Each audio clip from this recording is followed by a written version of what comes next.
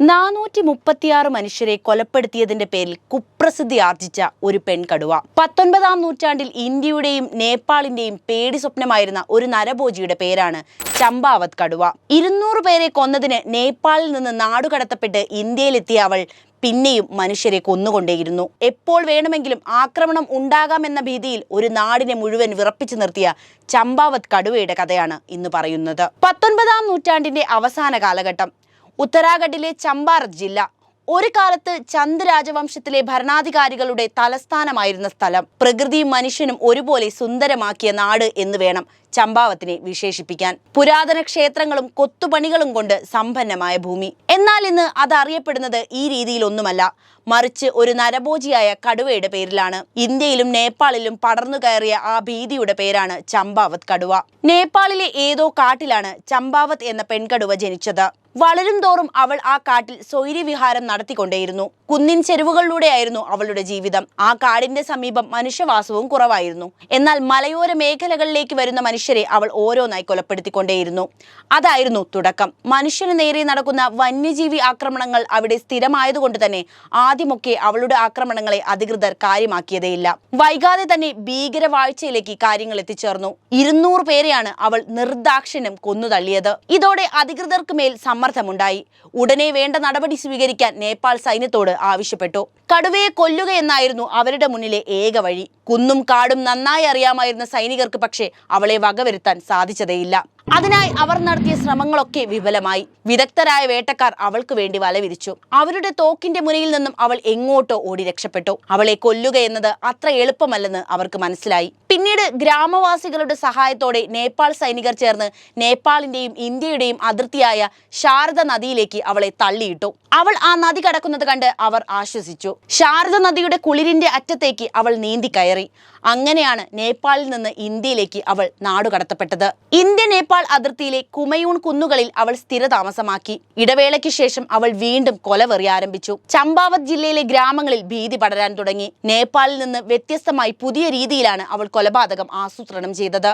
മനുഷ്യവാസമില്ലാത്ത മേഖലകളിലേക്ക് എത്തുന്ന മനുഷ്യരെ കണ്ടുവെച്ച് ആരും കാണാതെ ആക്രമിക്കുക എന്നതായിരുന്നു അവളുടെ രീതി. ഇതിനാദ്യം ഇരയായത് പുല്ലു പറിക്കാൻ കാട്ടിലെത്തിയ ഒരു പെൺകുട്ടിയായിരുന്നു. അവളോടൊപ്പം സ്ത്രീകളുടെ ഒരു സംഘം തന്നെ ഉണ്ടായിരുന്നുവെങ്കിലും കടുവ ആരും കാണാതെ അവളെ കൂട്ടിക്കൊണ്ടുപോയി. സംഘത്തിൽ നിന്ന് അല്പം മാറി നിന്ന് പുല്ലു പറിക്കുകയായിരുന്നു കടുവയുടെ ആക്രമണം. അതോടെയാണ് അവൾ ചമ്പാവത് കടുവ എന്ന നരഭോജിയിലേക്ക് പരിണമിക്കുന്നത്. കൂടുതലായും സ്ത്രീകളെയും കുട്ടികളെയുമാണ് അവൾ ഇരയാക്കിയത്. ഇരപിടിക്കാൻ ഇരുട്ടിനെ ആശ്രയിക്കുന്ന ജീവികളിൽ നിന്ന് വ്യത്യസ്തമായി അവൾ പട്ടാപ്പകൽ ഇരകളെ കീഴടക്കിക്കൊണ്ടേയിരുന്നു. മനുഷ്യമാംസം രുചിച്ച് അവൾക്ക് മനുഷ്യനോടുള്ള ഭയം പാടെ ഇല്ലാതായി.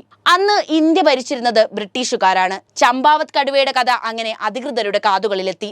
ജനങ്ങൾ ബുദ്ധിമുട്ടുകയാണെന്ന് അവർ പരാതി പറഞ്ഞു. ഒടുവിൽ ഈ കടുവയുടെ കഥ അവസാനിപ്പിക്കാൻ ബ്രിട്ടീഷ് ഭരണകൂടം തയ്യാറായി. അതിനുവേണ്ടി പ്രശസ്ത വേട്ടക്കാരനായ എഡ്വേർഡ് ജിം കോർബറ്റിനെ ഈ ദൗത്യം ഏൽപ്പിച്ചു. അങ്ങനെ ചമ്പാവത്തിലേക്ക് അദ്ദേഹം എത്തി. കടുവയുടെ ശല്യം ഇല്ലാതാക്കുമെന്ന് അദ്ദേഹം ഗ്രാമവാസികൾക്ക് വാക്കു നൽകി. അയാൾക്ക് വേണ്ട സഹായങ്ങളൊക്കെ ഒരുക്കി കൊടുക്കാൻ അവർ തയ്യാറായി. നാട്ടുകാർ പറഞ്ഞ കഥകളിൽ നിന്ന് ഈ കടുവയെ പിടിക്കുക എന്നത് അത്ര എളുപ്പമുള്ള ജോലിയല്ലെന്ന് കോർബറ്റിന് മനസ്സിലായി. അതിനായി അദ്ദേഹം പുതിയ പദ്ധതികൾ തയ്യാറാക്കിക്കൊണ്ടേയിരുന്നു. അങ്ങനെ കടുവയ്ക്ക് കെണിയുണ്ടാക്കി അദ്ദേഹം അവസരത്തിനായി കാത്തിരുന്നു.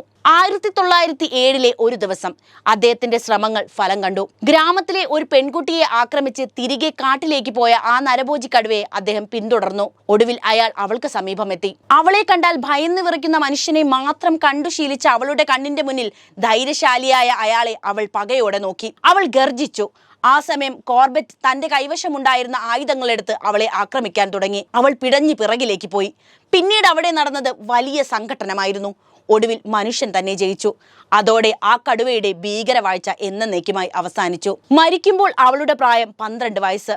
വളരെ ചെറുതാകുമ്പോൾ മുതൽ ആരംഭിച്ച മനുഷ്യവേട്ട അവസാനിപ്പിച്ച് അവൾ എന്നേക്കുമായി കണ്ണുകൾ അടച്ചു. പോസ്റ്റ്മോർട്ടം റിപ്പോർട്ടിൽ കടുവയുടെ വലതുവശത്തുള്ള മുകളിലെയും താഴെയുമുള്ള കോമ്പലുകൾ തകർന്നതായി കണ്ടെത്തിയിരുന്നു.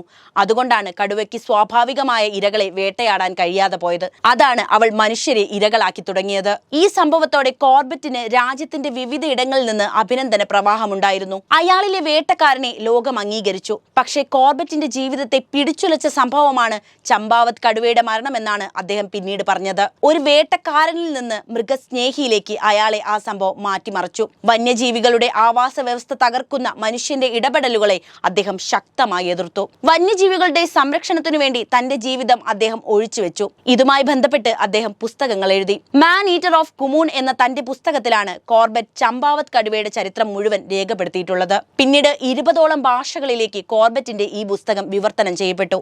അങ്ങനെയാണ് ചമ്പാവത് കടുവയെ ലോകം മുഴുവൻ അറിഞ്ഞത്. വീഡിയോ ഇഷ്ടപ്പെട്ടാൽ ലൈക്ക് ചെയ്യാനും ഈ അറിവുകൾ എല്ലാവരിലേക്കും എത്താനായി ഷെയർ ചെയ്യാനും ശ്രദ്ധിക്കുമല്ലോ.